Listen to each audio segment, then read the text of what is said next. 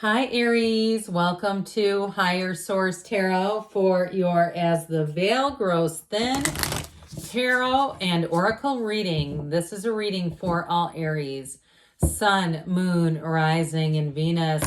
So as we get closer to October 31st, the veil between the worlds grows increasingly thinner. So we're going to do two separate readings. We're going to have a love reading and a money reading. Well, I'll start with the money reading first. But I do want to welcome anyone who is new here and let you all know that I post new readings on Monday and Friday. However, I'm adding a money and career reading on Wednesday, once a month at least. So I always appreciate it when you hit the like button if you don't mind doing that. But that will also tell YouTube when that reading is in the algorithm to let you know it's available. What advice do you have for Aries, Sun, Moon, Rising, and Venus about money? The lamp, okay, with this, I like this particular card as a beginner, so we're going to use these as a piece of guidance. So this is about remembrance. That's what this lamp is about. So remembering the positive things in your life. So if things aren't going that great at work, or you've got a work nemesis that's driving you nuts, it's all about focusing on the positive. So there's a lesson to be learned there too, quite frankly. With the lamp, it's that lantern that shines, that guides you through the night, that guides you through the dark night. And so if that you do have a nemesis, you may find you learn more from them even than from your friends. So this darkness in your life, if there's some period about your finances, whether it's trying to move or it's about a career that you're asking about, I do feel like this illumination is going to help you to see more clearly and more fully. So now we'll ask the Moonology and then we'll get into the tarot. What else does Aries need to know to attract financial abundance and prosperity? All right, so you have here first quarter moon in Sagittarius. Believe in your good luck. So you have the lamp in remembrance with believe in your good luck. What guidance do you have for Aries, Sun, Moon, Rising, and Venus to attract financial abundance and security? What does Aries need to know about money, please, for the best and highest good of all concerned? Okay, so we'll do a 4-card reading here. Then we'll do the love reading. You've got the 7, we got 2 there. You've got Judgment and the 7 of Cups, the High Priestess, trust your intuition, and the 4 of Swords. Well, I do feel like for somebody, there is something about detaching from negativity, especially with that 4 of Swords and High Priestess. It may be time to take a bit of a break. Now, with this energy of the Archangel Gabriel, this is knowing yourself. It's self-mastery. So I do feel like you're going to move on. For someone here, if you're looking to move or you're looking to change jobs, and you're out there looking, I'd keep it close to the vest. I feel like they're saying you need to do what's good for you and not necessarily announce everything. Now, if you also too have a coworker that you keep saving by the bell, is what I hear. Like you keep catching things and advising them, and then they either take the credit or they act like they have an attitude, is what I'm getting. I feel like with this is about letting go of all that negativity. Just let it drop. And truthfully, I feel like too, you may decide, I'm not going to keep helping them and carrying them, is what I get. It's like your freedom and your release is right here. So they're telling you with the 7 of Cups, take off the rose-colored glasses.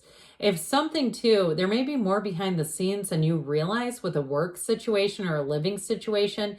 I just feel like they're telling you to protect yourself, look out for yourself here, and to be friendly at work, but understand that we're not necessarily all friends. And you can look around the room and notice if you would never talk to certain people again, if you didn't work for them or with them, they're not friends. They're people at work. And so I do feel like they're saying, let's see this for what it is. Now, with the High Priestess, what's really good about this is it's prima materia. Matter comes from the mind.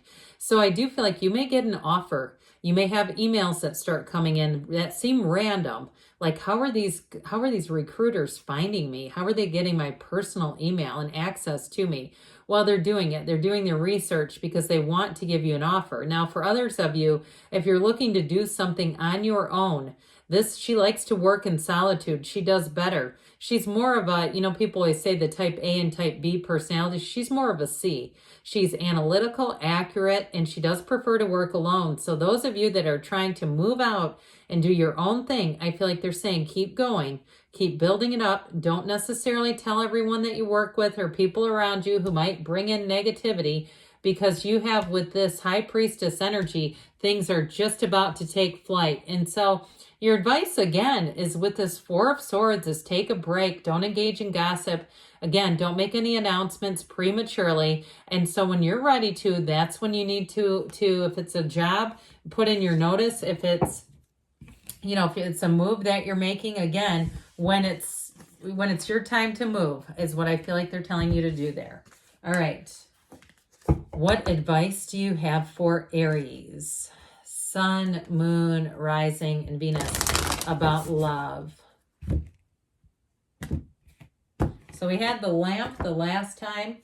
You've got trick or treat. Oh, this is really funny. Mischief and play. Okay, what I like about this is with this card, it's a partnership. You've got a partnership coming in. And so with this, they're saying have fun and extend fun around you. So be in a relationship if you want to, one that's adventurous, that's fun, that's a little mischievous. And this is going to really help to alleviate maybe some of the pressures in your life, because with the trick or treat card, you're going to meet new people in this energy. So if you're being invited to something, go for it, Aries. But I love that card. I think it's so funny. What advice do you have for Aries? Sun, Moon, Rising, and Venus to attract the love of their lives into their lives. You've got the full moon in Cancer. Let your fears dissolve. So if the work stuff has been weighing on you, let it go and let it flow. What guidance do you have for Aries? Sun, Moon, Rising, and Venus to attract the love of their lives into their lives, please. Messages for Aries about love, please. All right, so same setup, 4 cards here. You have here the 2 of Pentacles, time to make a choice. The 3 of Wands and the 4 of Cups. Now in the advice, we've got the 8 of Wands. I feel like for somebody here, you may have people coming in that you're not quite interested in. And I do feel like they're saying, with that 8 of Wands, you have somebody important coming in. So I feel like they're telling you, I wouldn't just go out with anybody, or to make it very clear about what you're there to do. Because with this 2 of Pentacles, you're kind of juggling. So if you were talking to more than one person at a time, you may have taken a break from that. And I also feel like too, if you're dabbling in something relationship-wise that you're really not that interested in, it may be time to let go of it, because with that 8 of Wands, that's the arrows of love. And what I get off of this is it may be very awkward for you if you're kind of in the middle of something that you don't really want to be in, and you have somebody new showing up here. That's what I feel like they're saying. Don't lower your standards. Don't go out with people that you know you don't really have an interest in, because you have somebody else coming in. And I feel like it's like almost like getting caught with your hand in the cookie jar. Like you got some splaining to do, okay? And I just feel like that's not going to be good. Now, those of you too that career and money reading hit home, and you've got something going on here that's causing you to have to balance that out. I do feel like with this 3 of Wands, you've got a knowing here. And truthfully too, your picker is on. Your picker is not broken. So when you get into conversations or into situations with people that aren't a match, you might even feel almost repelled. Like, this is just not for me. I know that there's one out there. It's not this one.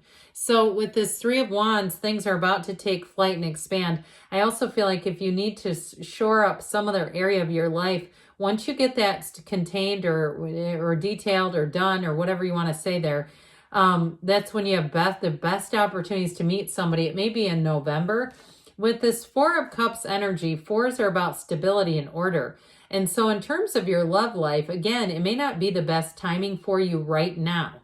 And as you know that if you're the one asking about money and career and you're saying, yeah, I got to move, I've got to do all this, I've got a bill to pay, and you know that this is not the best time for you, I do feel like November, December may be better for you. With this Eight of Wands, though, this is talk about the winds of change, the arrows of love. Brace for change, Aries, because you have one who's coming in hot. So I do feel like in the next couple of months, you are going to meet somebody who is talk about a swept away energy. Now, if you're already with them and you've got some other things going on in your life, I feel like this is worth it to figure out the other areas of your life and to keep this momentum going, because this is somebody who really is a great match with this Eight of Wands. So good things are on the way for you, Aries. I love you, and I'll be back again soon.